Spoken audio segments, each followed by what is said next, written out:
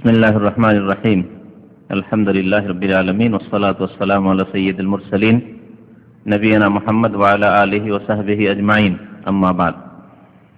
قال البخاري رحمه الله تعالى عن أسماء أن النبي صلى الله عليه وسلم حمد الله وأثنى عليه ثم قال। হাদিস কিতাবুল ইলমের এই কিতাবের 12 নম্বর হাদিস, সংক্ষিপ্ত সহিহ বুখারীর 12 নম্বর হাদিস, আর সহিহ বুখারীর 86 নম্বর হাদিস। আসমা রাদিয়াল্লাহু তাআলা আনহা, আবু বকর সিদ্দিক রাদিয়াল্লাহু তাআলা আনহর মেয়ে। আন্না নবী সাল্লাল্লাহু আলাইহি ওয়াসাল্লাম হামিদাল্লাহ ওয়া আসনা আলী।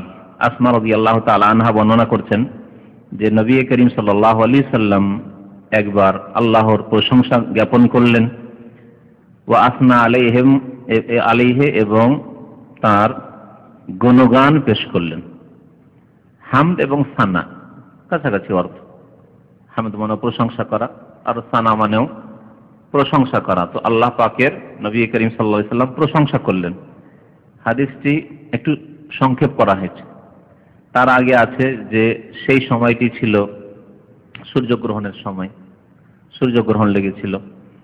তারপরে নবী করিম সাল্লাল্লাহু আলাইহি সাল্লাম সূর্যগ্রহণের নামাজ শুরু করেছেন। তার পিছনে পুরুষরা রয়েছে, বেশ কিছু মহিলারা রয়েছে। ওই সময় আসমা রাদিয়াল্লাহু তাআলা আনহা পৌঁছেছেন মসজিদ নববীতে। দেখছেন যে নামাজ পড়ছে, তাতে আয়েশা রয়েছে, বোন তার। জিজ্ঞাসা করছেন আয়েশা রাদিয়াল্লাহু তাআলা আনহাকে যে কি ব্যাপার, কি হয়েছে, এই সময় এইভাবে নামাজ কেন? তো ইশারা করেছিলেন, হাতের ইশারা করেছিলেন যে এখন কথা বলা সম্ভব নয়, কারণ নামাজে আছি। হাতের ইশারা দিয়ে জানিয়েছিলেন এখন নামাজে আছি। এজন্য এই হাদিসটি সহিহ বুখারীতে একটি ইলমের অধ্যায়, এমন একটি অধ্যায় এসছে, বা ইলমের পর্বে এমন একটি অধ্যায় এসছে যে অধ্যায়টি হচ্ছে বাবু মান আজাব আল ফুতিয়া বে ইশারাতির রাসি ওয়াল ইয়াদ। এই অধ্যায় হচ্ছে যে মাথা বা হাতের ইশারা ইঙ্গিত করে যদি কেউ ফতোয়া দেয়, শরীয়তি মাসলা মাসাইল বয়ান করে, হ্যাঁ না জবাব দেয়, তো চলবে না চলবে না। এই মাসআলাটিকে প্রমাণ করার জন্য ইমাম বুখারী রাহমাতুল্লাহ আলাইহি হাদিসটি এসেছেন। যখন মা আয়েশা রাদিয়াল্লাহু তাআলা আনহাকে জিজ্ঞাসা করেন যে কি হয়েছে, তো ইশারা করেছিলেন। তো ইশারা যদি ইশারা দিয়ে বোঝা যায়, হ্যাঁ না বোঝা যায়, বোঝা যায়। যেমন কেউ জিজ্ঞাসা করছে যে এটা কি জায়েজ, তো কি বোঝা গেল? হ্যাঁ জায়েজ না। ইশারা মাফহুমা, একে বলে ইশারা মাফহুমা, মানে বোধগম্য ইশারা। এমন ইশারা যে ইশারা বোঝা যাচ্ছে যে হ্যাঁ বলতে চাইছেন, না বলতে চাইছেন, জায়েজ বলতে চাইছেন, না জায়েজ বলতে চাইছেন, হালাল বলতে চাইছেন, হারাম বলতে চাইছেন, করব না, চলবে না বোঝাতে চাইছেন। তাহলে এইরকম ভাবে ইশারাতে, ইঙ্গিতে শরীয়তের মাসলা মাসাইলের জবাব দেওয়া যাবে, এই কথা প্রমাণ করতে চেয়েছেন ইমাম বুখারী রাহমাতুল্লাহ আলাইহি হাদিস নিয়েছেন। তো তারপরে নবী করিম সাল্লাল্লাহু আলাইহি সাল্লাম খুব দীর্ঘ নামাজ পড়লেন, সালাতুল কুসুফ মানে সূর্যগ্রহণের নামাজ। তারপরে আল্লাহ পাকের প্রশংসা। আপনারা জানেন যে সূর্যগ্রহণের নামাজের পরে কি আছে? খুতবা আছে। খুতবা আছে মানে বক্তব্য আছে। মানুষকে আল্লাহ পাকের ভয় ভীতির কথা বলবেন, আল্লাহ পাকের কুদরতের কথা বলবেন। তারপরে কোনো ভ্রান্ত ধারণা যদি থাকে সূর্যগ্রহণ চন্দ্রগ্রহণকে কেন্দ্র করে, তাহলে সেগুলি দূর করতে হবে। কারণ আমাদের দেশে অনেক ভুল ধারণা আছে। সূর্য চন্দ্রগ্রহণ লাগলে গর্ভবতী মহিলাকে একবারে কাপড় চোপড় দিয়ে আর কম্বলে জড়িয়ে, ল্যাপে জড়িয়ে ঢুকে যেতে হবে ঘরের মধ্যে, নাই? বিদাতি আকীদা আছে, ভ্রান্ত গুমরাহী আকীদা আছে।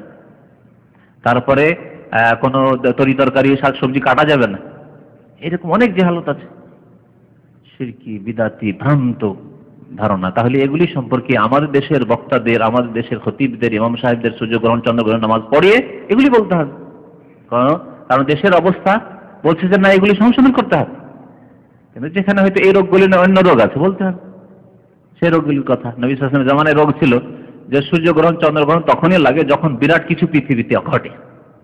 হয় কোনো মহান ব্যক্তির জন্ম হয়েছে, অথবা মহান ব্যক্তি মারা গেছে, বা পৃথিবীতে বিশাল কিছু ঘটছে বা ঘটেছে। তখন নবী করিম সাল্লাল্লাহু আলাইহি ওয়াসাল্লাম খুতবায় বলেছেন, ইন্নাশ শামসা ওয়াল কামারা আয়াতান মিন আয়াতিল্লাহ।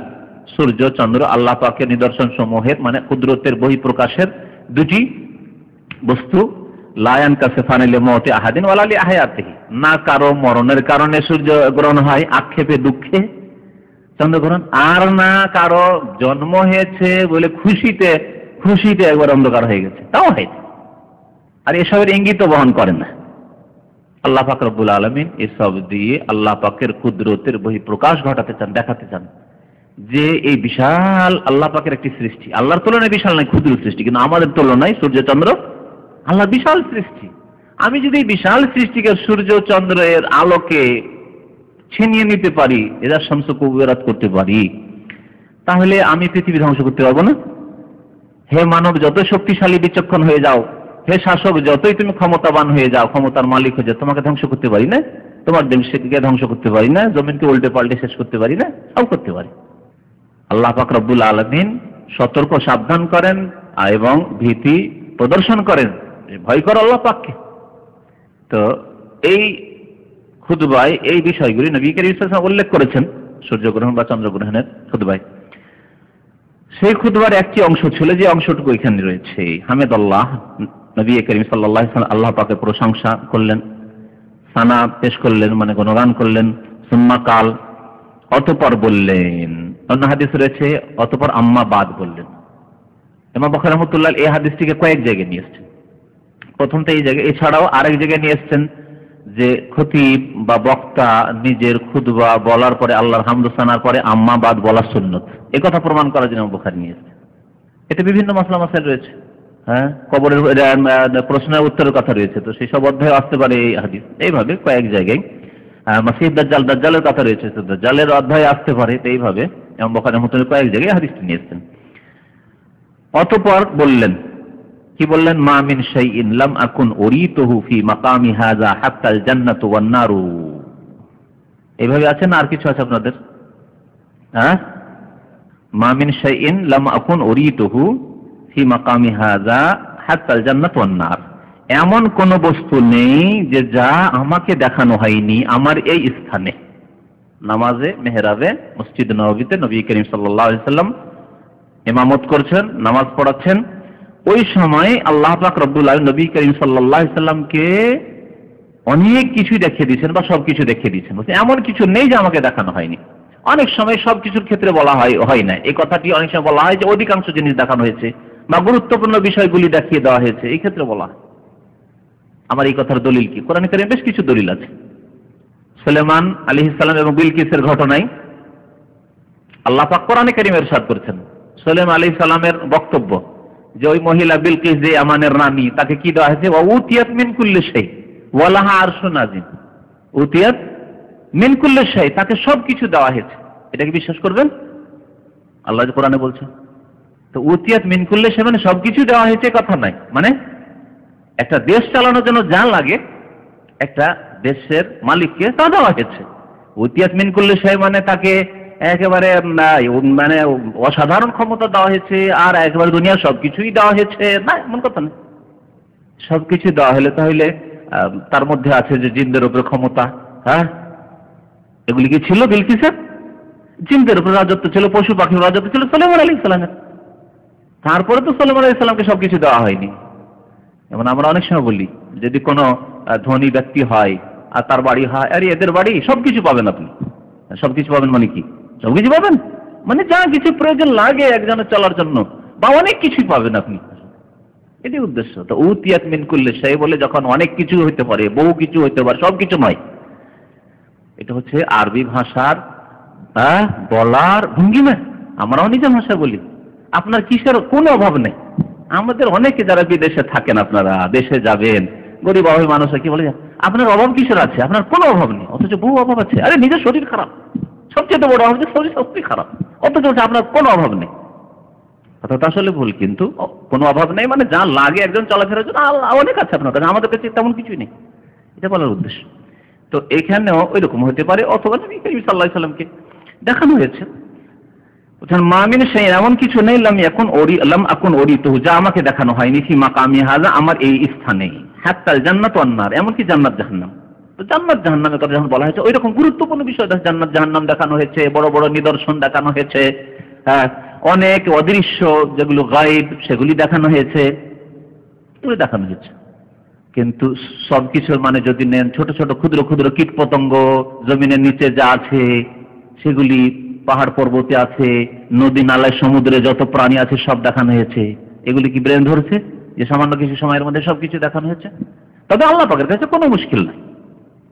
উদ্দেশ্য, এক কথা আমার বলার উদ্দেশ্য হচ্ছে যে বিশেষ বিশেষ বিষয়গুলি সবকিছুই দেখানো হয়েছে, বড় বড় বিষয়গুলি সবকিছু দেখানো হয়েছে। নবী করিম সাল্লাল্লাহু আলাইহি ওয়াসাল্লামকে পৃথিবীর যেমন যতদূর পর্যন্ত মুসলিমদের রাজত্ব পৌঁছে ততদূর পর্যন্ত পৃথিবী দেখানো হয়েছে, হ্যাঁ, সংকুচিত করে, যেমন হাদিস আছে কিতাবুত তাওহীদ আপনাদের পড়িয়েছি। আর যতদূর পর্যন্ত দেখেছেন তিনি ততদূর পর্যন্ত আমার উম্মতের রাজত্ব পৌঁছিবে। এইখানে হ্যাঁ, আল্লাহকে দেখার যেহেতু অন্য জায়গায় নবী সাল্লাল্লাহু আলাইহি ওয়াসাল্লামকে জিজ্ঞাসা করা হয়, মুসলিম হাদিসে রয়েছে যে হাল রাআইতা রাব্বাকা, আপনি কি আপনার রবকে দেখেছেন? তখন নবী সাল্লাল্লাহু আলাইহি ওয়াসাল্লাম বলেছেন নূরুন আন্না আরাহু, আল্লাহ পাকের জাত নূর, আমি কি করে দেখতে পাচ্ছি?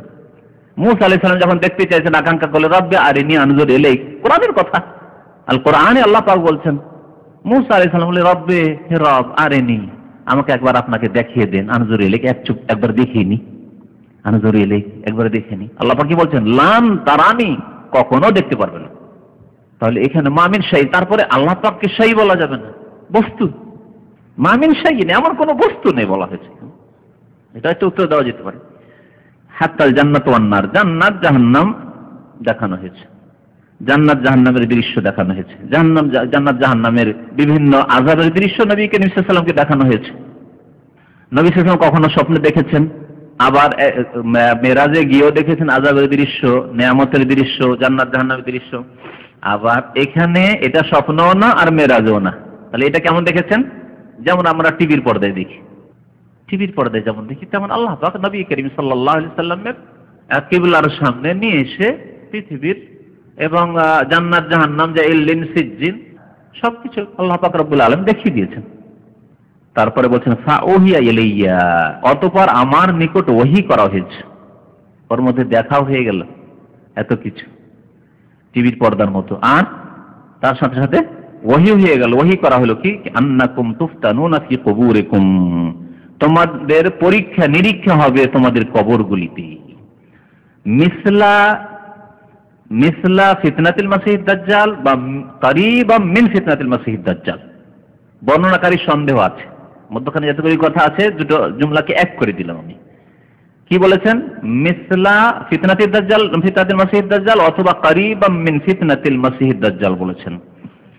কিরকম ভাবে পরীক্ষা নিরীক্ষা হবে? যেমন তোমরা পরীক্ষায় পড়বে যখন মাসিহিদ দাজ্জাল, এই বড় কানা দাজ্জাল পৃথিবীতে যখন আসবে, পৃথিবীতে বিশাল ফিতনা সৃষ্টি হবে, বিপর্যয় সৃষ্টি হবে, ধর্মীয় ফিতনা, দিনের ফিতনা, সবচেয়ে বড় ফিতনা। ভালো ভালো মানুষ, কত নেক ছিল, কত নামাজি ছিল, কত পরেশগার ছিল, তারাও বিভ্রান্তির শিকার হয়ে যাবে যখন দেখবে এক হাতে জান্নাত এক হাতে জাহান্নাম, আকাশকে হুকুম করছে, সাথে সাথে পানি বৃষ্টি বর্ষণ হচ্ছে, সাথে সাথে চাষাবাদ হয়ে সাথে সাথে ফসল কাটছে মানুষ। আর এই তো আল্লাহ খুদ নেমে এসছে।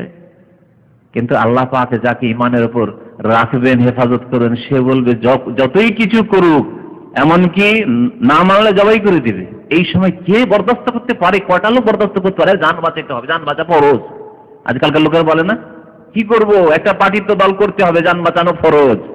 এখানে যখন জান নিচ্ছে না অথচ পার্টিগুলি, তারপর বলছে জান বাঁচানো ফরজ। তাহলে যখন ওই মাসিহিদ দাজ্জাল ফিতনা হবে, মানবে না। আমি দেখাচ্ছি কি আল্লাহ, আমি তো আল্লাহ, সব দেখাচ্ছি কি আল্লাহ যা করে তাই তো আমি করছি। জীবিত করবে, কবর থেকে উঠাবে, কবর থেকে উঠে চলে আসবে। তোমার বাবাকে দেখতে চাও, বাবাকে কবর থেকে উঠিয়ে তোমার সামনে হাজির করে দিবে। মানবে না আল্লাহ আমাকে? এই ফিতনার সামনে কে দাঁড়াতে পারে? মানবেন, তোমাকে জবাই করবো, হুকুম, হত্যা করো। কার ইমান টিকে থাকতে পারে? কিন্তু যে বলে আমার জান কুরবানি হয়ে যায়, কিন্তু আমার যাতে আখিরাত কুরবানি না হয়ে যায়, আমার জান্নাত যেন না চলে যায়, হাতছাড়া না হয়ে যায়, জান্নাত থেকে যেন মাহরুম না হয়ে যায়। এবং নবী করিম সাল্লাল্লাহু আলাইহি ওয়াসাল্লাম সতর্ক করেছেন, মনে রাখো যে ইন্নাল মাসিহাদ দাজ্জাল আওয়ার ওয়া ইন্না রাব্বাকুম লাইসা বিআওয়ার। এক দাজ্জাল হবে আওয়ার, কানা হবে, এক চোখ কানা হবে, এক চোখে ঢেলা বেরিয়ে থাকবে, হ্যাঁ, দেখবে যে এইরকম। আর তোমার রব আল্লাহ পাক কানা নন, অন্ধ নন, সাবধান। ওই কানা দেখে চেনে নেবে যে কানা দাজ্জাল আছে, ই আল্লাহ নয়, যতই কিছু করুক না কেন তার ইমানই টিকতে পারে। এই জন্য আমাদেরকে সব সময় দাজ্জালের ফিতনা থেকে আল্লাহ পাকের কাছে দোয়া করা নবী সাল্লাল্লাহু আলাইহি ওয়াসাল্লাম আদেশ করেছেন, বারবার তাকিদ করেছেন। অনেক উলামায়ে কেরামের নিকটে এই তাশাহুদ পড়ার পরে আর দুরূদ ইব্রাহিম পড়ার পরে এই দোয়া পড়া ওয়াজিব, সুন্নাত তো অবশ্যই, কিন্তু ওয়াজিব প্রশ্ন পড়ে, ওয়াজিব। আর যার ওপর আমাদের দেশের হানাফি ভাইদের আমল নেই, হানাফি আলেমদের আমল নেই। কি পড়ে? আত্তাহিয়াত, দুরুদ, আল্লাহুম্মা সাল্লি আলা মুহাম্মদ, আল্লাহুম্মা বারিক আলা মুহাম্মদ, তারপরে আল্লাহুম্মা, দোয়া মাসুরা একটা, দোয়া মাসুরা মানে সমস্ত হাদিসের দোয়া যেগুলি প্রমাণিত আছে। ওটা কি হাদিসের দোয়া নয়? এটা বুখারীতে আছে, মুসলিম আছে, কেন পড়ছে না? আল্লাহুম্মা ইন্নী যালামতু নাফসি যুলমান কাসীরা, ব্যাস। এর বেশি কিছু জানে না, এর বেশি কিছু জানেও না, জানার চেষ্টাও করে না, আমলও করে না। আলেমরা তাদের জানে না, বুখারী পড়াচ্ছে, আমল করে না, অনেকে এটুকু পড়ে না। চিন্তা করেন, অথচ নবী সাল্লাল্লাহু আলাইহি ওয়াসাল্লাম তাআওয়াযু বিল্লাহি মিন আরবা, চারটি জিনিস থেকে আল্লাহর কাছে পানাহ চাও, আশ্রয় চাও, যে আল্লাহ তুমি হেফাজত করো মিন ফিতনাতিল মাসিহিদ দাজ্জাল, দাজ্জালের ফিতনা থেকে। তো যেমন দাজ্জালের ফিতনা হবে, ওই রকমই দাজ্জালের ফিতনাতে টিকতে পারবে না অধিকাংশ মানুষ। ঠিকই তেমনি কবরে যে পরীক্ষা নিরীক্ষা হবে, সেখানে পরীক্ষায় উত্তর দিতে গিয়ে অধিকাংশ মানুষ টিকতে পারবে না, ফেল করে দেবে। কোন পরীক্ষা? মান রাব্বুকা, মা দীনুকা, মা হাযার রাজুল আল্লাযী বুইসা ফীকুম, বা মান নাবিয়ুকা, যখন জিজ্ঞাসা করা হবে তখন এর উত্তর দিতে গিয়ে হিমশিম খেয়ে যাবে, অধিকাংশ মানুষ জবাব দিতে পারবেন। এই ফিতনা মানে হচ্ছে এই কবরের প্রশ্ন উত্তরের ফিতনা। তো মিসলা ফিতনাতুল মাসিহিদ দাজ্জাল আও করিবান, অথবা করিবান বলেছেন, লা আদরি। তারপর বর্ণনাকারী বলেছেন, লা আদরি আইয়ু যালিকা কালাত আসমা, আমি জানি না যে আসমা রাদিয়াল্লাহু তাআলা আনহা এই দুটি শব্দের কোন শব্দটি বলেছেন। মিসলা ফিতনাতুল মাসিহিদ দাজ্জাল বলেছেন, সন্দেহ হচ্ছে, না করিবান মিন ফিতনাতুল মাসিহিদ দাজ্জাল, অর্থ একই, কাছাকাছি। কি মাসিহিদ দাজ্জালের ফিতনার মতো মিসল হলে, আর করিবান মানে মাসিহিদ দাজ্জালের ফিতনার কাছাকাছি ফিতনা পরীক্ষা নিরীক্ষা হবে তোমাদের কবরে। কি বলা হবে কবরে? প্রশ্নগুলি এখানে এভাবে বলা হয়েছে, ইয়কালু, বলা হবে। কে বলবে? ফেরেশতা। কোন ফেরেশতা? মালায়েকা। হ্যাঁ, মুনকার নাকির। অন্য হাদিসে আছে আদহামা ইয়কালু লাহু মুনকার ওয়াল আখারু নাকির, একজনকে বলে মুনকার এবং নাকির। তাদের চেহারা যেহেতু বিকট হবে এবং ভয়ঙ্কর হবে, আর মুনকার মানে ভয়ঙ্কর ব্যক্তি, যাকে চেনেন না, অজানা ব্যক্তি, অচেনা ব্যক্তি। হঠাৎ করে কোনো যদি খোলা মাঠে থাকে না, হঠাৎ করে একজন অজানা অপরিচিত আর বিকট আকার নিয়ে যদি আপনার সামনে চলে আসে, তো আপনি অবশ্যই ডাকাত আছে, আমার জানটা নিয়ে নেবেন, ঠিক না? এই জন্য মুনকার নাকির ওই দুই ফেরেশতার নাম। এই জন্য মুনকার নাকির দুটোরই অর্থ হচ্ছে অজানা ব্যক্তি এবং ভয়ঙ্কর ব্যক্তি। ভয়ঙ্কর রূপে আসবেন তারা এবং ভয়ঙ্কর অবস্থায় আসবে। জিজ্ঞাসা করবেন তারা, মা ইলমুকা বিহাযার রাজুল, এই ব্যক্তি সম্পর্কে তোমার কি জ্ঞান ছিল, কি জানতে তুমি? কোন ব্যক্তি সম্পর্কে? রাসূলুল্লাহ সাল্লাল্লাহু আলাইহি সাল্লাম সম্পর্কে। রাসূলুল্লাহ সাল্লাল্লাহু আলাইহি সাল্লাম এমন খ্যাতি সম্পন্ন ব্যক্তি, এমন মারুফ এবং মশহুর ব্যক্তি যে হাজা দিয়ে তিনি দূরে থাকলেও, তিনি চোখের সামনে না থাকলেও, তিনি উপস্থিত না থাকলেও হাজা দিয়েই যথেষ্ট। মশহুর প্রসিদ্ধ বস্তুকে, ব্যক্তিকে হাজা কাছের ইশারা দিয়ে ব্যক্ত করা হয়। শুধু আরবি ভাষায় নয়, আমরাও বলে থাকি কথা প্রসঙ্গে, বুঝলি না? দেশের কোন এমন বিশিষ্ট ব্যক্তি যার সম্পর্কে, অথবা বিশিষ্ট বক্তা তার সম্পর্কে আলোচনা করছেন হয়তো, আর তার বলছেন এই লোকটি না, এই লোকটি দেশটাকে বেকার করে দিল। এই লোকটি কেন বলছেন? আপনার সামনে আছে, ৫,০০০ কিলোমিটার দূরে আছে, আবার এই লোকটি কোথেকে বলছেন? তো ওই রকম যদি আপনার নেতা বা আপনার কোন একজন বক্তা, একজন প্রসিদ্ধ মানুষকে আপনি এইভাবে এই লোকটি বলতে পারেন, তো যিনি সারা বিশ্বের রহমতুল্লিল আলামিন, তার সম্পর্কে ওইভাবে মুনকার নাকির ফেরেশতা কোন মাইল মুকাবে হাজার রাজুল, এই ব্যক্তি সম্পর্কে তুমি কি জানো, যাকে পাঠানো হয়েছিল? এখানে তো অন্য ভাষায় বলেছে মা হাজার রাজুল আল্লাযী বুইসা ফীকুম, আর স্পষ্ট, যাকে তোমাদের কাছে প্রেরণ করা হয়েছিল। রাসূল করে প্রেরণ, বিআসাত মানে রিসালাত, রাসূল করে প্রেরণ করা হয়েছিল। এই ব্যক্তি সম্পর্কে কি জানো তুমি? তিনি কে? যদি মুমিন হয়, মুসলিম হয়, নামাজি হয়, তাহলে জবাব দিবে। নেককার হয়, সৎকর্মশীল হয়, তাহলে জবাব দিবে হুয়া রাসূলুল্লাহ সাল্লাল্লাহু আলাইহি ওয়াসাল্লাম জাআনা বিল বায়িনাতি ওয়াল হুদা। আর যদি কাফির, মুশরিক, মুনাফিক, সন্দিহান, এই হাদিসে দুটি শব্দ এসেছে, মুনাফিক এসেছে আর মুরতাদ, মানে যে ব্যক্তি সন্দিহান। আল্লাহ, ও সারা জীবন খেয়ালই আসেনি আল্লাহ। পরকাল, ও হুজুররা বলেন, আমাদের ওগুলো খেয়ালই আসেনি। 50-60 বছরের বয়স চলে গেল, কোনোদিন পরকাল বলে কোনো সময় চিনতে আসেনি যে হারাম খাচ্ছি জবাব দিতে হবে, নামাজ পড়ি না জবাব দিতে হবে, প্রথম হিসাব কালকে আমাদের নামাজের হবে। যার খেয়ালই আসে না জিন্দগিতে, আবার ওর ঈমান কিসের আছে? কোনো ইমান নেই। ইমান থাকলে অবশ্যই খেয়াল হবে যে আমাকে তো প্রথম জবাব এটাই দিতে হবে। সুতরাং এই নয় যে শুধু অস্বীকার করে সে কাফের। যেই ব্যক্তি কোনো ভ্রুক্ষেপ করে না, কোনো ভ্রুক্ষেপ পরোয়াই নেই তার, সেই ব্যক্তি ওই। তো বলছেন যে জিজ্ঞাসা করা এই প্রশ্ন, আম্মাল মুমিন, মুমিন আবিল মুকিন, এখানেও বর্ণনাকারী যে কি বলেছেন, লা আদরি আইয়ুহুমা কালাত আসমা, আসমা রাদিয়াল্লাহু তাআলা আনহা যখন হাদিস বর্ণনা করেছেন তখন মুমিন বলেছেন না মুকিন বলেছেন? মুমিন মানে ইমানদার, আর মুকিন মানে যার ইয়াকিন রয়েছে, আল্লাহর প্রতি ইয়াকিন রয়েছে, পরকালের প্রতি ইয়াকিন রয়েছে, মানে দৃঢ় বিশ্বাস, যেটা দৃঢ় প্রত্যয় রয়েছে, রিসালাতে দৃঢ় ইয়াকিন রয়েছে, কোরআনে কারীমের প্রতি ইয়াকিন রয়েছে, বিশ্বাস রয়েছে, আল্লাহর কিতাব আসমানি সিলেবাস, সুতরাং সেই মতো আমাকে জীবন গড়ে তুলতে হবে, এর মানে ইয়াকিন। তাহলে বোঝা গেল যে এমনি শুধু জাতিগত মুসলমান, নামে মুসলমান হইলে কাজ হবে না। মুকিন বলা হয়েছে ইয়াকিন, যার ইয়াকিন আছে। হইতেই পারে না যে বসে থাকতে পারে কাজকর্ম ছেড়ে, আমল ছেড়ে, নামাজ ছেড়ে, রোজা ছেড়ে হারাম কাজ করতে পারে, এটা হতেই পারে না। তওবা ছেড়ে বসে আছে, নাকে তেল দিয়ে ঘুমাচ্ছে, অথচ তার কত যে গুনার পাহাড় আছে, তওবাই নেই, সংশোধন নেই, হতেই পারে না। তো মুমিন মানে জাতিতে মুসলমান নয়, মুমিন মানে মুকিন, যার দৃঢ় বিশ্বাস আছে আল্লাহ পরকালে যেসব বিষয়গুলিতে আল্লাহ এবং তার রাসূল সাল্লাল্লাহু আলাইহি ওয়াসাল্লাম বিশ্বাস করতে বলেছেন, আযাবে, নিয়ামতে, জান্নাতে, জাহান্নামে, হাসরে, পুলসিরাতে, যার বিশ্বাস আছে, নবীর শাফাআতে, হাউজে কাউসারে, ঘামে হাবুডুবু করবে হাসর মাঠে, এসব বিশ্বাস যার আছে, সে কোনোদিনই বসে থাকতে পারে না যে আমাকে ওখানে যেতে হবে অথচ আমি কোনো ব্যবস্থা নিচ্ছি না। তো আসমা রাদিয়াল্লাহু তাআলা আনহা হয় মুমিন বলেছেন অথবা মুকিন বলেছেন। ফায়াকুলু, মুমিন কি বলবে?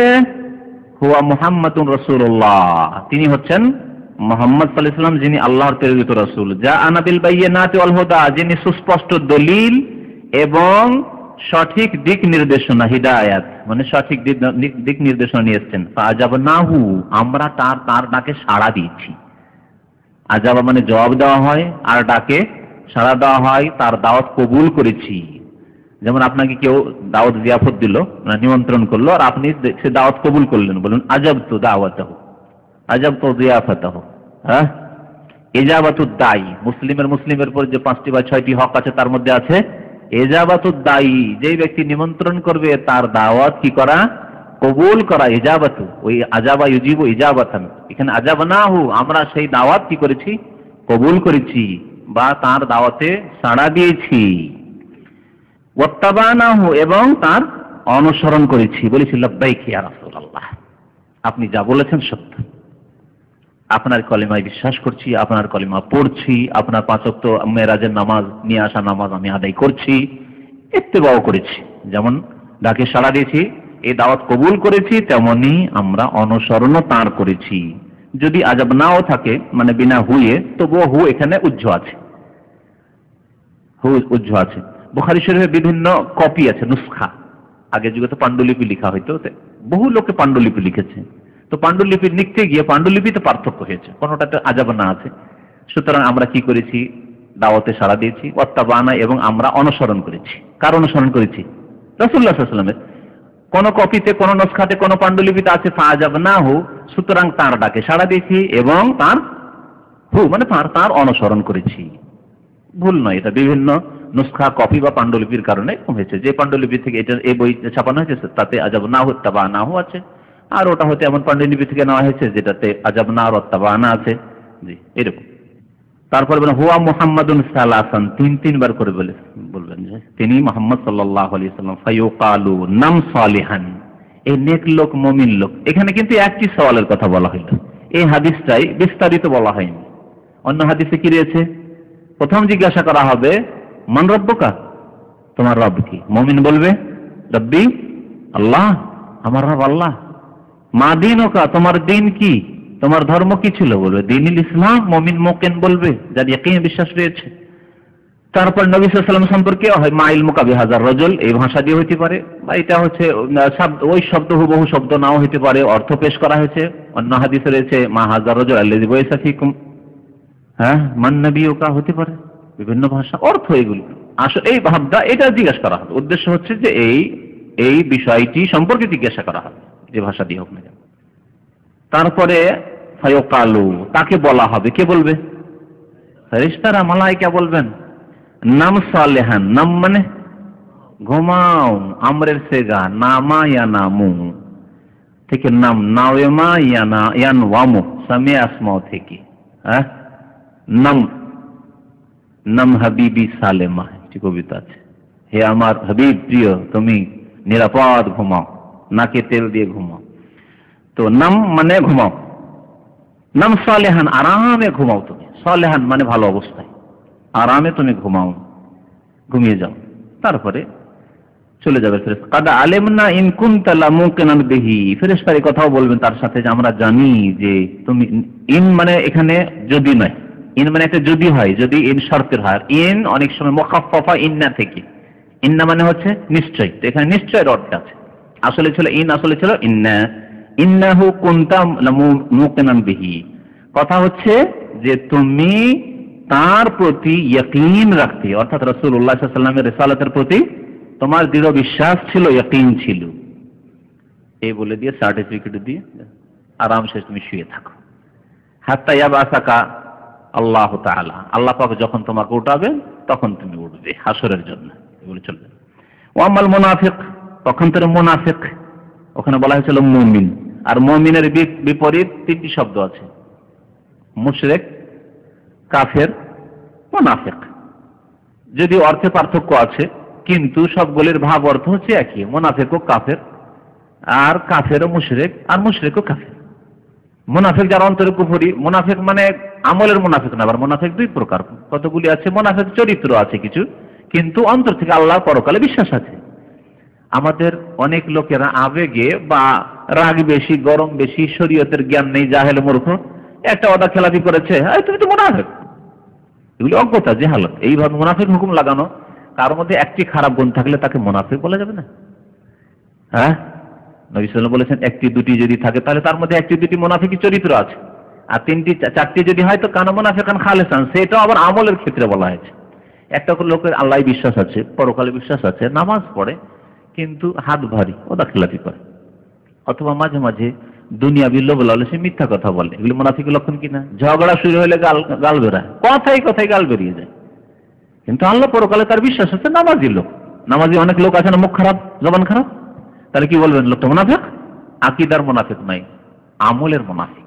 তো মুনাফিক দুই প্রকার, এক হচ্ছে কর্মগত মুনাফিক, এক হচ্ছে বিশ্বাসগত মুনাফিক। আব্দুল্লাহ বিন উবাই মুনাফিক, যারা ইসুল মুনাফিক, মুনাফিকদের শিরোমণি নেতা ছিল, আল্লাহ পাক বলেছেন সেই মুনাফিকদের সম্পর্কে, ইন্নাল মুনাফিকিনা ফি দারকিল আসফালি মিনান নার, জাহান্নামের সর্বনিম্ন স্তরে মুনাফিকের স্থান হবে। সেই মুনাফিক যারা বিশ্বাসী মুনাফিক, ইসলামে বিশ্বাস নেই, পরকালে বিশ্বাস নেই, আল্লাহ বিশ্বাস নেই, কোরআনে বিশ্বাস নেই, মানব রচিত বিধান বিশ্বাস, এসব কিছু না, কিন্তু মুসলিমদের রাজি রাখতে হবে। অমুক বিশিষ্ট ব্যক্তি আলেম, তাকে রাজি না রাখলে হবে না, সুতরাং বক্তব্য একটু দিল প্রশংসা করে, হ্যাঁ ইসলাম ভালো, কত কিছু শিখায়, কিন্তু আসলে ইসলামে তার বিশ্বাসই নেই। ইলেকশনের সময় আসলো, টুপি লাগিয়ে পাঞ্জাবি লাগিয়ে মসজিদে গিয়ে, আমি এক নেতার কথা জানি, এক নামাজ ইলেকশনের সময় 5 বার 7 বারও পড়ে, যেই মহল্লায় যাই ক্যাম্পেইনে সেখানে গিয়ে মসজিদে ঢুকে যায়, আসর পড়লো, আসর যে কতবার পড়ে আল্লাহ পাক জানে, জোহর যে কতবার পড়ে আল্লাহ জানে, যে মহল্লায় যায়, ভোট ভিক্ষার জন্য আপনাদের কাছে এসেছি, সেবার সুযোগ দেবেন, আর মসজিদে জামাতে শরীক হয়ে নামাজ পড়ি না, এরকম বহু লোক আছে। যেই ইলেকশন শেষ, পাস করলো না ফেল করলো, নামাজ তার উপর থেকে তার নামাজের ফরজিয়ত শেষ। মুনাফিক, মুনাফিক ইলেকশনে ভোট নেওয়ার জন্য নামাজ পড়ছে, মুনাফিক। তো মুনাফিক যাদের আল্লাহ, পরকাল বা কোরআন, রাসূল এসব বিশ্বাস নেই, সে মুনাফিক, আকীদার মুনাফিক। আমলের মুনাফিক যার বদ চরিত্র আছে, যে মুনাফিকের লক্ষণগুলি বলা হয়েছে।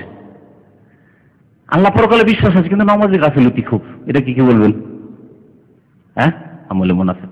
নামাজ পড়ে কিন্তু নামাজ পড়লে খুব ভারী লাগে উঠতে, ধাক্কা দিয়ে দিয়ে উঠাইতে হয় ফজর নামাজে। হ্যাঁ, যদি জোহর পর ঘুমিয়ে যায় তা আসরে উঠে তোকে ধাক্কা দিয়ে দিয়ে উঠাইতে হয়। অ্যালার্ম বাজলো, তারপর দিল বন্ধ করে, আবার অন্যদিকে কাছে শুয়ে গেল, আচ্ছা উঠছি, আজান হয়ে গেছে, তারপরও খবরের কাগজ পড়ছে, টিভি দেখছে, ইন্টারনেটে বসে আছে, অথবা কম্পিউটারে বসে আছে, হালাল কাজই করছে, কিন্তু আজানের পরে এই কাজ নাই, এই কাজ জায়েজ না, আপনাকে নামাজ পড়তে হয়, ইয়ালাল সালাহ হয়ে গেছে, না গাফিলতি গেল, গিয়ে কোন রকম 2 রাকাত 1 রাকাত পেল, কখনো পেল না সানি জামাত, দ্বিতীয় জামাতে নামাজ পড়ছে, এগুলি মুনাফিকি লক্ষণ। কিন্তু এগুলো আকীদার মুনাফিক নয়, কারণ সে নামাজি। তাহলে কি বলতে হবে তাকে? আমলের মুনাফিক। নবী সাল্লাল্লাহু আলাইহি ওয়াসাল্লাম বলেছেন, যারা আসর নামাজ বিলম্ব করে পড়ে, এখন আধা ঘন্টা বাকি আছে, তাড়াতাড়ি করে উঠে উঁচু করে তাড়াতাড়ি করে কোন রকম সেরে নামাজ পড়লো, তিলকা সালাতুল মুনাফিক না, তিলকা সালাতুল মুনাফিক না, তিলকা সালাতুল মুনাফিক, তিনবার করে বলেছে। এ তো মুনাফিকদের নামাজ, মুনাফিকদের নামাজ, মুনাফিকদের নামাজ। যারা কি করে, আনকর আরবান, চারটা কি মারে, ঠোকর মারে, খাটা খাট সেজদা, রুকু সেজদা যারা খাটা খাট করে, এটি হচ্ছে মুনাফিকের লক্ষণ। আর আমাদের দেশি নামাজ তো জানেন, 17 রাকাত এশার নামাজ পড়বে, কিন্তু 17 মিনিট, খালাস শেষ। 20 রাকাত তারাই পড়বে, কিন্তু আমি 20 মিনিটের কমে পড়েছি। একবার আমার বয়স যখন 12-13 বছর ছিল, এক বৃদ্ধ, ওই গিয়েছিলাম ওই হানাফি গ্রামে, আমার এক খালার বাড়ি ছিল, নামাজ পড়লাম এশার নামাজ, আর তার সাথে তারাই পড়লাম 20 রাকাত, জিন্দগির প্রথম নামাজ। কারণ আমাদের গ্রামে 20 রাকাত হয় না, আহলেদিস গ্রামে হয় না। তো ওই হানাফি মহল্লা গিয়ে সুবহানাল্লাহ, ও বুড়ার সাথে উঠে কি, তার বয়স 60 বছর, আমার বয়স তখন 12 বছর না 13 বছর, উঠে কি ওর সাথে, আমি উঠতে পারি না। আর নামাজ, আর রহমান আল্লামাল কোরআন খালাকাল ইনসান, আল্লাহু আকবার, আল্লাহু আকবার, আল্লাহু আকবার, আল্লাহু আকবার। আমার স্পষ্ট শুনতে পাচ্ছেন, ওটা বোঝাও যায় না। আমি তো আর রহমান আল্লামাল কোরআন বুঝিয়ে বললাম, বোঝা যায় না, বাস গোঙ্গা গোঙ্গা গোঙ্গা কিছু করছে, একটা আওয়াজ হচ্ছে, ব্যাস, সেই নামাজ। তিলকা সালাতুল মুনাফিকিন, মুনাফিকদের নামাজ। তো এগুলো হচ্ছে আমলি মুনাফিক, ইসলাম থেকে খারিজ নাই। আচ্ছা, পার্থক্য, আমলি মুনাফিক ইসলাম থেকে বহিষ্কার নয়, মুসলিম কিন্তু ফাসিক, ওটা খেলাপি করছে, টাকা দিচ্ছে না ধার নিয়ে, দিব ভাই দিব, আগামী সপ্তাহে, আগামী সপ্তাহ হয় না, আগামী কোথা থেকে হবে, আবার ওই কারেন্ট হয়ে যাচ্ছে, তো আগামী তো হচ্ছে না, দিচ্ছে না। তো এরা আমলের মুনাফিক, ফাসিক লোক। আর যদি আকীদার মুনাফিক হয়, অন্তরে বিশ্বাস না থাকে, ইলেকশনে এসে ওই এক ওয়াক্ত নামাজ 5 বার করে পড়ছে, আর অন্য সময় নামাজই নেই, বিশ্বাসী নেই, আসলে আকীদার মুনাফিক। আকীদার মুনাফিক মুসলিম নয়, কাফের মুশরিক। জি, তো বলছেন যে আম্মাল মুনাফিক, পক্ষান্তরে মুনাফিক আবিল মুরতাব, অথবা সন্দিহান ব্যক্তি। আর সে যার সন্দেহ আছে সে মুনাফিক অথবা কাফের, যাই বলেন। সন্দেহ আছে, যদি প্রকাশ করে যে আমার সন্দেহ ভাই, আল্লাহ বিশ্বাস নাই, আমার দেখে না দেখে বিশ্বাস হয়নি, আমার পরকাল, জান্নাত জাহান্নাম এসব শোনা কথা, কদর কি বুঝিনি, তাহলে সে কাফের। আর যদি প্রকাশ না করে, সন্দেহ আছে আর ভিতরে লুকিয়ে রেখেছে, তাহলে মুনাফিক। কারণ কুফরিকে গোপন রেখেছে, আর বাহ্যিক সে নামাজ পড়ছে, ঈদে আসছে, জুমায় আসছে, দেখাচ্ছে যে আমি মুসলিম, বিবাহ শাদী ইসলামিক তরিকায় করছে, তাহলে মুনাফিক। লুকিয়ে রাখে তো মুনাফিক, আর যদি প্রকাশ করে দেয় তাহলে কাফের মুশরিক। লা আদরি, বলছেন আমি জানি না। বর্ণনা করছে আইয়াজালে কালাত আসমা, আসমা রাদিয়াল্লাহু তাআলা আনহা বর্ণনা করার সময় মুনাফিক বলেছেন না মুরতাব, সন্দিহান ব্যক্তি বলেছেন। হ্যাঁ, মুরতাব মানে সন্দেহ, রাইব থেকে, রাইব থেকে, ওর মাদ্দা হচ্ছে রা ইয়া বা।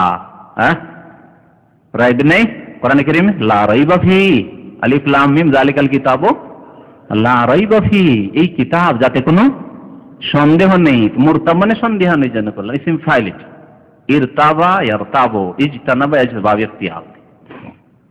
ফায়াকুলু লা আদরি, এই মুনাফিক কি বলবে, অথবা কাফের মুশরিক কি বলবে, লা আদরি, আমি জানি না। তবে মুনাফিকের জবাব হচ্ছে এটি, আর কাফের জবাব হচ্ছে হা হা লা আদরি। অন্য হাদিসে রয়েছে, কাফের যে অস্বীকার করেছে অথবা মুশরিক শিরক করেছে, তিনি ইসলাম গ্রহণ করেনি, সে বলবে যে হা হা লা আদরি, আফসোস, কিছু জানি না, কিছু জানি না। কারণ সে ইসলাম গ্রহণ করেনি, কুফরি শিরক, অথবা ইসলাম নামে জন্মগত মুসলিম ছিল কিন্তু কুফরি শিরকের অবস্থায় অবস্থান করেছে। আর যে মুনাফিক বাহ্যিক ইসলাম প্রকাশ করেছে, নামাজ টামাজ পড়েছে, কিন্তু বিশ্বাস নেই, দুনিয়ার গরজ, কারো ভয়ে বা লোভ লালসায় কিছু পাবে, দুনিয়াবি গরজে। মুনাফিক, মুনাফিক যদি হয় তো কি বলবে, মুনাফিকের মতো জবাব দিবে। তাহলে মুনাফিকের জবাবে আর কাফের মুশরিকের জবাবে পার্থক্য আছে। অন্য হাদিসে কাফের, আম্মাল কাফের বলবে হা হা লাদরি, হা হা লাদরি, হায় আফসোস, আফসোস, কিছু জানি না। আর মুনাফিক বলবে লা আদরি, আমি তেমন কিছু জানি না, তবে সামিআতুন নাস ইয়াকুলুনা শাইআন, লোকজনকে বলতে শুনতাম এই ধরনের কথা, ফাকুলতু, যেমন তারা বলতো আমিও তাই বলতাম। লোকজন কালিমা বলতো, লোকজন বলতো মুহাম্মদ রাসূলুল্লাহ, লোকজন বলতো আমাদের দিন নাকি ইসলাম, তা আমিও তেমনই বলতাম। মুনাফিক এরকম জবাব দেবে। তাহলে মুনাফিকের জবাব, কারণ মুনাফিক মানুষকে দেখিয়েছে যে আমি মুসলিম, সেজন্য তার জবাবটা এরকম হবে।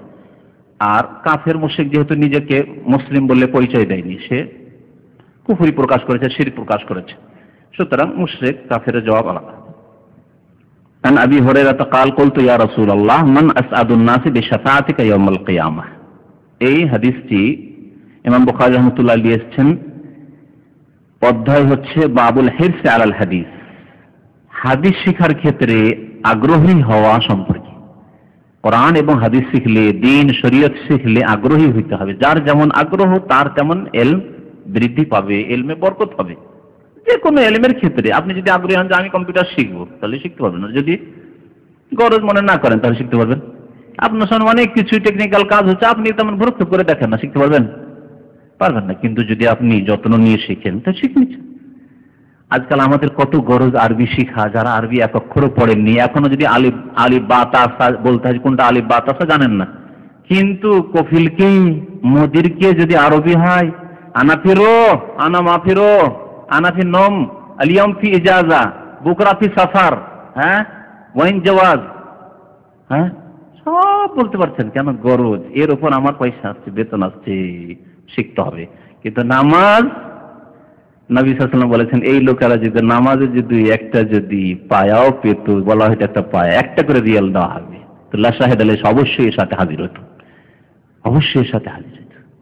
তো গরজ, ইলম শিখা গরজ করতে হবে যে আমি আল্লাহর কথা শিখবো, রাসূলের কথা শিখবো, আমি আমার অজ্ঞতা দূর করব, হালাল হারাম জানবো, ফরজ ওয়াজিব জানবো, জায়েজ না জায়েজ জানবো, আমি আমাকে সুন্দর, আমার ঈমান সুন্দর করব, আমার পরিবার, আমার ছেলে মেয়েদের ঈমান সুন্দর করব, আমল সুন্দর করব, আমি ইসলামিক পরিবার গঠন করব। তখন দেখেন ইলমে বরকত হবে।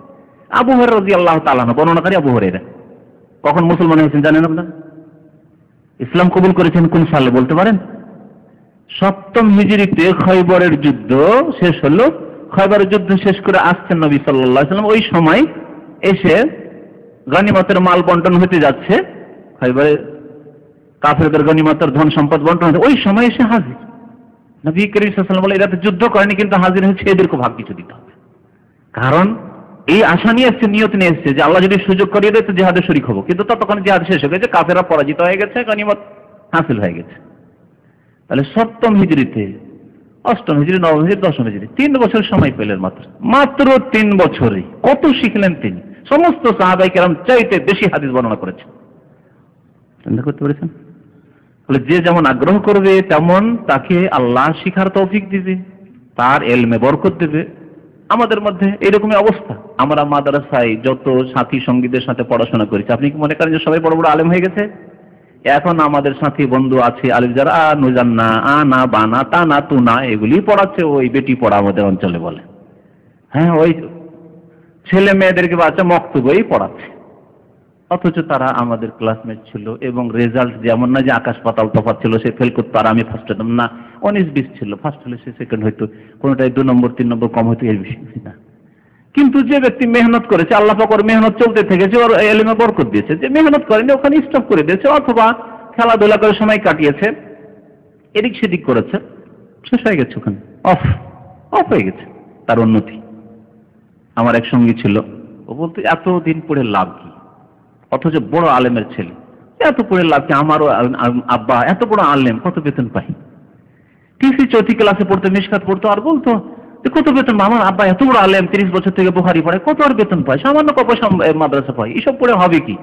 আমি কোন রকম, আমার আব্বা যেহেতু বাধ্য করছে না মাদ্রাসা পড়তে হবে আর আলেম ফারিক হইতে হবে, দাওরা ফারিক হইতে হবে, তো গ্যাপ ট্যাপ দিয়ে আমি ফারিক হয়ে যাই, তারপরে ব্যবসা করবো। আমার ক্লাসমেটের কথা বলছি, ওর সাথে একসাথে, ওর আব্বার কাছে, ও ছাত্র আমি ছাত্র, মিশকাত পড়েছি। সে করলো কি, আমার সাথে 4th জামাত পড়লো, তারপরে 5ম জামাত গ্যাপ দিয়ে দিল, 6ম পড়লো, ষষ্ঠ পড়ার পরে 7ম গ্যাপ দিল, তারপরে 8ম ক্লাসে গিয়ে দাওরা হাদিস ফারিক হয়ে গেল, চলে আসলো অন্য বিভিন্ন মাদ্রাসা। কেন এক মাদ্রাসাতে এরকম গ্যাপ দিয়ে নেবে না, এই মাদ্রাসা 1 বছর একটা গ্যাপ দিয়ে আরেক মাদ্রাসা বলছেন আমি অমুক ক্লাসে ভর্তি হবো, তারপরে আরেক মাদ্রাসা গেছে আমি অমুক ক্লাসে ভর্তি হবো, দিয়ে দাওরা ফারিক হয়ে পাগড়ি নিয়ে চলে আসলো। চলে আসার পরে কাপড়ের ব্যবসা শুরু করলো, তাতেও 2-4-5 বছর চালার পর বরবাদ হয়ে গেল, কাপড়ের ব্যবসা চালাতে পারলো না। আরো কি ব্যবসা শুরু করলো, তাও রেডিমেড কি মুদিখানার দোকান, তাও চালাতে পারলো না। শেষে বিদেশ আসলো, এখানে হাউস ড্রাইভারে, মদিনায় হাউস ড্রাইভারে, সুবহানাল্লাহ, আমার ক্লাসমেট হাউস ড্রাইভার আসলো। আসার পরে এখানে সব গাড়ি চালাতে পারে না। কপিল খুব নেক মানুষ ছিল, বলছে ঠিক আছে তোমাকে হজ পর্যন্ত রাখছি, হজটা করে না। হজের খরচ দিল, হজে দেখাও হয়েছিল কয়েক বছর আগে, হজ করলো, হজ করিয়ে তার বেতন দিয়ে তাকে ফিরি পাঠিয়ে দিল যে মাশাআল্লাহ আমার ড্রাইভারের দরকার, বাবা তোমার হজ হয়ে গেছে, তুমি যাও, জাযাকাল্লাহু খাইর। না দুনিয়ার উন্নতি না দিনের উন্নতি, কারণ দিনের ইলম সম্পর্কে এই যে তুচ্ছ মন, পড়ে কি হবে, পড়ে কয় পয়সা পাবো। আপনি কি ডাক্তার ইঞ্জিনিয়ার হতে চাইছেন? আরে যারা ডাক্তার ইঞ্জিনিয়ার হচ্ছে তারা পয়সা চিন্তা করবে যে আমি কয় পয়সা পাবো, কিন্তু আপনার এখানে ইখলাস নষ্ট করে ফেলেছে। যে আমার আব্বা বেশি পয়সা পায় না, আপনার আব্বা পয়সার জন্য পড়াশোনা করেছেন, দিন পড়বেন আর দুনিয়ার জন্য পয়সার জন্য? কখনো না। তাহলে দিন যখন শিখবেন বা ছেলে মেয়েকে শেখাবেন, কখনো এই নিয়ত করবেন না যে আমি একে দিয়ে অনেক টাকা ইনকাম করিয়ে দেবো। এমনকি এটাও নিয়ত করবেন যে আমি একে সৌদি আরবে পড়াবো যাতে করে একটা বড় কিছু, অনেক কিছু ইনকাম করতে পারে, বড় একটা পোস্টে চাকরি করতে। কখনো না, এরকম নিয়ত করবেন। আমি সৌদি আরবে পড়াবো যদি নিয়ত রাখেন, তো আমি ভালো আলেম করার জন্য পড়াবো, তাহলে আল্লাহ ইখলাসে বরকত দেবে। কখনো কখনো এই ঘটনা বয়ান করি, যদি আমি ঘটনা বয়ান করতে গিয়ে দেখি যে দার্স একটু হয়তো মানে ব্যাহত হচ্ছে, কিন্তু ইবরতের জন্য, নসিহতের জন্য। কারণ অনেকের নিয়ত এরকম আছে যে এমনি আমাদের দেশের মাদ্রাসা ফারিক করে আর কি আর হবে, কওমি মাদ্রাসা ফারিক করে, কিন্তু মদিনা যদি পাশ করে দিতে পারি তাহলে স্টাইপেন্ড, তারপরে ওখান থেকে তারপরে এটা ভালো কোনো লাইন ঘাট পাবে, ভালো কোনো একটা চাকরি পাবে। না, খবরদার এই নিয়ত করবেন না, কখনোই নিয়ত করবেন না। নিয়ত ওখানেই বড়বড় করে দিয়েছেন আপনি, কোনো বরকত হবে না। কিন্তু আপনি নিয়ত করেন যে আমার ছেলেকে ভালো আলেম করব, যাতে এই উম্মতের খেদমত করতে পারে, যাতে দিনের একটা বড় খাদেম হতে পারে, সাদকা জারি আমার জন্য হয়, কাল কিয়ামতে কাজে আসে, আমার জন্য ওয়ালাদিন সালেহিন ইয়াদুল্লাহ, সব সন্তান হয়ে যেন আমার জন্য দোয়া করে। আর আল্লাহ তুমি রিজিকের মালিক, আল্লাহ রিজিক থেকেও বঞ্চিত রাখেন, আল্লাহ রিজিকে তুমি বরকত দিও, বাস আল্লাহ তুমি রিজিকে বরকত দিয়ে দোয়া করেন, আল্লাহর কাছে চান। আলেম হলে যে রিজিক পাবে না, আর ডাক্তার ইঞ্জিনিয়ারিং পড়ে যে রিজিক পেয়ে যাবে, কত লোক পেরেশান আছে, মানসিক পেরেশান আছে টাকা পয়সা ইনকাম করে। তো আল্লাহ পাকের কাছে দোয়া করতে হবে, কিন্তু নিয়ত ইখলাস রাখতে হবে যে আমি দিন পড়াচ্ছি দিনের জন্য, দিন পড়াচ্ছি দুনিয়ার জন্য না। কোরআন হাদিস পড়াচ্ছি কোরআন হাদিসের খেদমতের জন্য, কোরআন হাদিস শিখছি কোরআন হাদিসের দাওয়াত দেওয়ার জন্য, খেদমতের জন্য, আমি নিজে আমল করার জন্য, আমার পরিবারকে ইলম দেওয়ার জন্য, আমার দেশবাসীকে কিছু শেখানোর জন্য, আমার জাতি কিছু শেখানোর জন্য, কখনো দুনিয়ার উদ্দেশ্য নাই। ইখলাস জরুরি। তো দেখেন আবু হুরায়রা রাদিয়াল্লাহু তাআলা আনহু, এই অধ্যায়টি হচ্ছে কি, যে হাদিস শিখার ক্ষেত্রে আগ্রহী হওয়া সম্পর্কে। আবু হুরায়রা রাদিয়াল্লাহু তাআলা আনহু জিজ্ঞাসা করলেন, ইয়া রাসূলুল্লাহ, হে আল্লাহর রাসূল, মান আসআদুন নাসি বিশাফাআতিকা ইয়াউমাল কিয়ামাতি, আপনার শাফাআতের কিয়ামতের দিনে সবচাইতে বেশি অধিকারী কে? মান আসআদুন নাস, সমস্ত মানুষের মধ্যে সর্বাধিক অধিকারী কে? বিশাফাআতিকা, আপনার শাফাআতের, ইয়াউমাল কিয়ামাতে, কিয়ামতের দিবসে, পরকালে কে বেশি হক রাখে আপনার শাফাআত পাওয়ার? গুরুত্বপূর্ণ প্রশ্ন। কালা রাসূলুল্লাহ সাল্লাল্লাহু আলাইহি ওয়াসাল্লাম, আল্লাহ রাসূল সাল্লাল্লাহু আলাইহি ওয়াসাল্লাম জবাবে বললেন, লাকাদ জানানতু ইয়া আবা হুরায়রা, আমার ধারণা হে আবু হুরায়রা, আল্লাহ ইয়াসআলানি আন হাযাল হাদিস আহাদুন আউওয়ালা মিনকা, তোমার পূর্বে কোন ব্যক্তি এই হাদিস সম্পর্কে আমাকে জিজ্ঞাসা করবে না, এটি ছিল আমার ধারণা। মানে তোমার সম্পর্কে আমার খুব ভালো ধারণা ছিল যে তুমি এত আগ্রহী যে তোমার আগে এই মাসলা বা এই প্রশ্ন কেউ করতে আসবে না, বা করার কথা, প্রশ্ন করার কথা কেউ চিন্তাও করবে না। কি জন্য এই ধারণা ছিল তোমার সম্পর্কে ভালো ধারণা? লেমা রাআইতু মিন হিরসিকা আলাল হাদিস, কারণ আমি দেখেছি তোমার হাদিস শিখার ক্ষেত্রে আগ্রহ, অত্যন্ত তুমি আগ্রহ, হিরস মানে আগ্রহ, হাদিসের প্রতি যে তোমার আগ্রহ দেখেছি, সে আগ্রহ দেখে আমি অনুভব করেছি এইরকম প্রশ্ন তোমার আগে আর কেউ করতে পারবে না।